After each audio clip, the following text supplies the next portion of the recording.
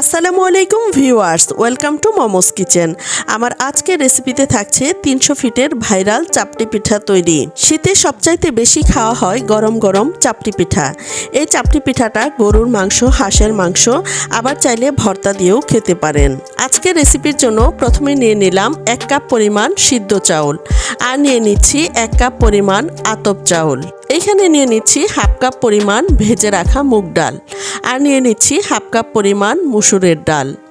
সবগুলো উপকরণকে একসাথে ভালোভাবে মিশিয়ে নিচ্ছি।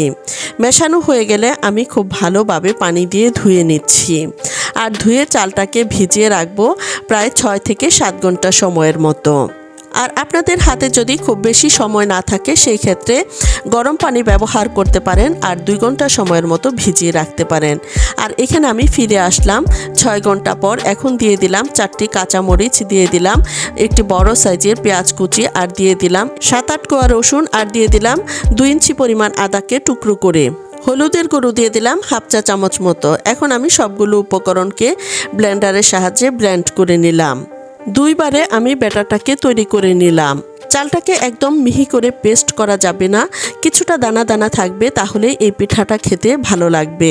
ব্যাটারের কনসিস্টেন্সি একেবারে ঠিকঠাক মতো রয়েছে, তাই এখানে দিয়ে দিলাম স্বাদ মতো লবণ, দিয়ে দিলাম হাফ চা চামচ পরিমাণ চিলি ফ্লেক্স, আর দিয়ে দিলাম 1 মুঠ মতো ধনিয়া পাতা কুচি। এখন দিয়ে দিচ্ছি 1 চা চামচ মতো লেবু পাতা কুচি, আর সবগুলো উপকরণকে খুব ভালোভাবে মিশিয়ে নিচ্ছি। তবে ব্যাটারটা কিন্তু খুব বেশি পাতলা হবে না। এখন আমি পিঠাগুলো তৈরি করার জন্য চলে যাচ্ছি। এ পর্যায়ে চুলায় একটি ননস্টিকি প্যান বসিয়ে দিলাম, আর এর মধ্যে কিছুটা ব্যাটার দিয়ে আমি একদিক থেকে ঘুরিয়ে ঘুরিয়ে একটি গোল শেপ দিয়ে নিচ্ছি। এখন আমি ঢাকনা দিয়ে ঢেকে প্রায় 1 থেকে 2 মিনিট সময়ের মতো পিঠাটা ভেজে নিলাম। দেখুন, এর নিচের অংশটাও খুব সুন্দরভাবে তৈরি হয়ে গেছে।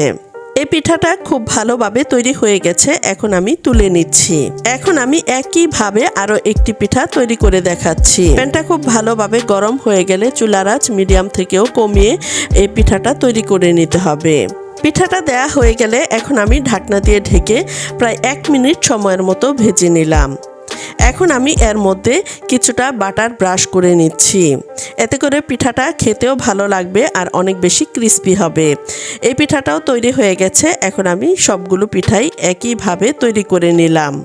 আজকে আমি ভর্তা দিয়ে এই পিঠাটা পরিবেশন করে নিলাম, আর আপনারা চাইলে এখানে হাঁসের মাংস বা গরুর মাংস দিয়েও এই পিঠাটা খেতে পারেন।